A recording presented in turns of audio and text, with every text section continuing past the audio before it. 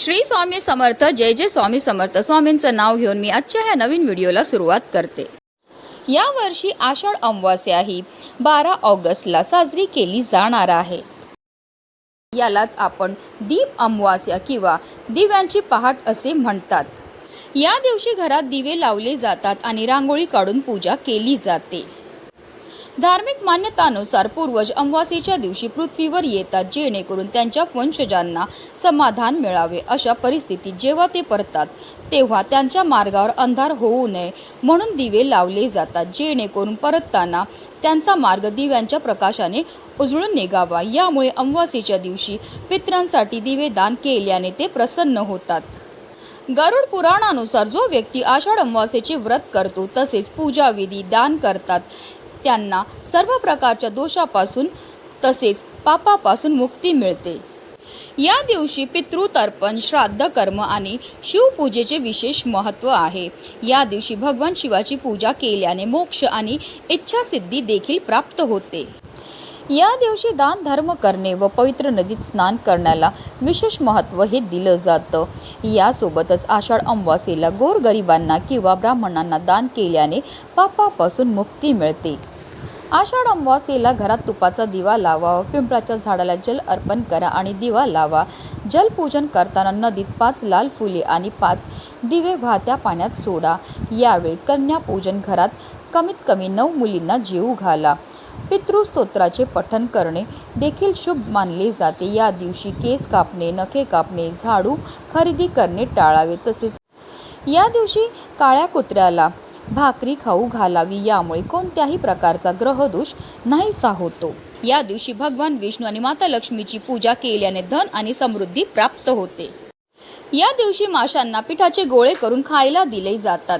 तसेच या दिवशी तुळशी आणि पिंपळाच्या झाडाला 108 प्रदक्षिणा घातल्या जातात. प्रदक्षिणा घालताना निरंतर ओम नमो भगवते वासुदेवाय नमो या मंत्राचा जप हा केला जातो. या पवित्र दिवशी पितरांना तर्पण देत पूर्णाचा नैवेद्य दाखवला जातो. असं केल्याने पित्र प्रसन्न होतात. तसेच या दिवशी एखादं नवीन झाड लावण्याला सुद्धा विशेष महत्त्व हे दिलं जातं. हे झाड लावल्यामुळे आपल्याला ग्रहदोषापासून मुक्तता मिळते. दीप अमावास्येच्या दिवशी घरातील सर्व दिव्यांची पूजा केली जाते. कणकेचा दिवा प्रज्वलित करून त्यांना नैवेद्य दाखवला जातो. आपल्याकडे प्रत्येक पूजा किंवा व्रताच्या दिवशी कहाणी वाचली जाते आणि म्हणूनच आपल्याला सुद्धा आवर्जून दीप अमावास्येच्या दिवशी ही दिव्यांची कहाणी निश्चितच ऐकायची आहे. केवळ श्रवण केल्याने सुद्धा आपल्यावर दिव्यांची कृपा होईल आणि आपल्या जीवनामध्ये सुख, समृद्धी, ऐश्वर हे कायम टिकून राहील. धार्मिकदृष्ट्या हा दिवस अतिशय महत्त्वाचा असल्यामुळे या दिवशी काही प्रभावी उपायांनी सेवा देखील केल्या जातात. आणि म्हणूनच दीप अमावास्येच्या दिवशी तुम्ही काही नाही केलं तरीही चालेल, पण प्रत्येकाने आपल्या पितरांसाठी काही सेवा आणि उपाय हे करायचे. आणि म्हणूनच आपल्याला पितरांसाठी इथे एक असा दिवा लावायचा. हा दिवा आपल्याला कुठे लावायचा, कसा लावायचा, तसेच हा दिवा आपल्याला कसा बनवायचा आहे याबद्दल सविस्तर आणि अतिशय महत्त्वाची अशी माहिती मी तुम्हाला या व्हिडिओमध्ये देणार आहे. तर व्हिडिओ पूर्ण पहा आणि जर तुम्ही माझ्या चॅनलवर नवीन असतील तर चॅनलला सबस्क्राईब करा आणि शेजारी बेल आयकॉनसुद्धा प्रेस करा जेणेकरून तुम्हाला माझ्या नवनवीन व्हिडिओचं नोटिफिकेशन हे मिळत राहील आणि तुम्ही एक पण व्हिडिओ मिस करणार नाही. आणि कमेंटमध्ये ओम पितृदेवाय नमः लिहायला अजिबात विसरू नका. महिलांनी या दिवशी सकाळी घरातील दिवे, निरांजन, समई, लांबण स्वच्छ करून ठेवावे. तसेच पाटावर मांडून त्याची पूजा करावी. नेहमीप्रमाणे पाटाभोवती रांगोळी काढावी. सुहासिक फुलांनी त्याची सजावट करावी. सर्व दिव्यांमध्ये तेलवात लावून दीप प्रज्वलित करावे. अशा प्रकारे आषाढी दीप अमावास्या साजरी करण्यात येते. तसेच काही ठिकाणी ओल्या मातीच्या दिव्यांची पूजा करण्यात येते. हळद, कुंकू, अक्षदा, फुले वाहून दिव्यांची पूजा केली जाते. अनेक जण कणकेचे उकडलेले गोड दिवे तयार करून नैवेद्य दाखवतात व सायंकाळी सर्व दिव्यांची आरती करण्यात येते. शुभम करोती ही प्रार्थना करून लहान मुलांना सायंकाळी ओवाळलं जातं. लहान मुलं ही घरातील वंशाचा दिवा आहे असे मानले जाते म्हणून या दिवशी त्यांना ओवाळण्यात येते. तसेच अमावास्येच्या रात्री घराच्या दक्षिण दिशेला काळे तीळ ठेवावे आणि मोहरीच्या तेलाचा दिवा लावावा. असं केल्याने आपले पित्र प्रसन्न होतात. त्याचबरोबर रात्री पिंपळाच्या झाडाखाली देखील आपल्याला दिवा लावायचं. असं केल्यामुळे आपल्या पित्रांना शांती मिळते. पित्रांची पूजा करण्याकरता आपल्याला कणकेचा किंवा ज्वारीचा दिवा हा तयार करायचा. आता जो दिवा आपल्याला पितरांसाठी तयार करायचा तो कसा करायचा सर्वप्रथम आपण ते जाणून घेऊया. हा दिवा तयार करण्याकरता सर्वप्रथम आपल्याला पाव वाटी गूळ जे आहे ते घ्यायचं आहे. आता एका वाटीमध्ये आपल्याला पाव वाटी गूळ घ्यायचं आहे. ते गूळ बुडेल एवढं आपल्याला त्यामध्ये पाणी घालायचं आणि त्यानंतर हे गूळ जे आहे ते आपल्याला संपूर्णपणे विरघळून घ्यायचं आहे. आता आपल्याला एक वाटीभर गव्हाचं पीठ घ्यायचं आहे आणि त्या पिठामध्ये आपल्याला 2 चमचे शुद्ध गाईचं तूप टाकायचं आहे आणि जे विरघळलेलं गुळाचं पाणी आहे ते आपल्याला या कणकेमध्ये जेवढं लागेल तेवढं आपल्याला गुळाचं पाणी हे टाकायचं आहे. आता कणिक आपल्याला घट्ट मळून घ्यायचं आहे आणि त्यानंतर आपल्याला या कणकेपासून छोटे छोटे दिवे म्हणजेच पणत्याच्या आकाराचे आपल्याला दिवे हे तयार करून घ्यायचे आहेत. आता एक चाळणीला आपल्याला तूप लावून घ्यायचं आणि त्यामध्ये हे दिवे आपल्याला ठेवायचे आहेत आणि हे जे दिवे आहेत ते आपल्याला उकडून घ्यायचे. जसं आपण उकडीचे मोदक बनवतो त्याचप्रमाणे आपल्याला या दिव्यांनासुद्धा उकडवून घ्यायचं आहे. जवळपास 20 मिनिटांमध्ये आपल्याला हे दिवे जे आहेत ते तयार उकडून होऊन जातात. शिजून तयार झाल्यानंतर आपल्याला गॅस बंद करून घ्यायचं आहे. हे दिवे जे आहेत ते थंड करून घ्यायचे आहेत.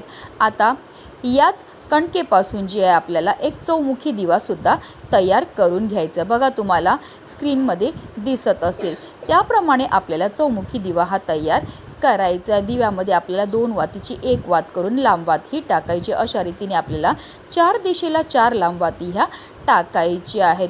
या दिव्यामध्ये आपल्याला मोहरीचं तेल टाकायचं आहे. जेव्हा आपण दीपपूजन करणार आहेत तेव्हा आपल्याला या चौमुखी दिवाला सुद्धा पूजेमध्ये ठेवायचं आहे. त्याचीसुद्धा आपल्याला पूजाही करून घ्यायची. आता आपल्याला एक प्लेट घ्यायची आहे. प्लेटवर मुठभर तांदूळ ठेवायचे आणि त्या तांदळावर आपल्याला हा जो कणकेचा दिवा आहे जो आपण तयार केलेला चौमुखी दिवा तो प्रज्वलित करून ठेवायचं आहे. त्यानंतर आपल्याला पितरांची पूजाही करायची आहे. आपल्या पितरांच्या पूजेसाठी आपल्याला हा जो दिवा आहे तो आपल्या घरामध्येच दक्षिण दिशेला ठेवायचा आहे. असा हा दिवा दक्षिण दिशेला ठेवल्यामुळे यमसदनी जाणाऱ्या आपल्या पितरांना प्रकाशाची वाट मिळते.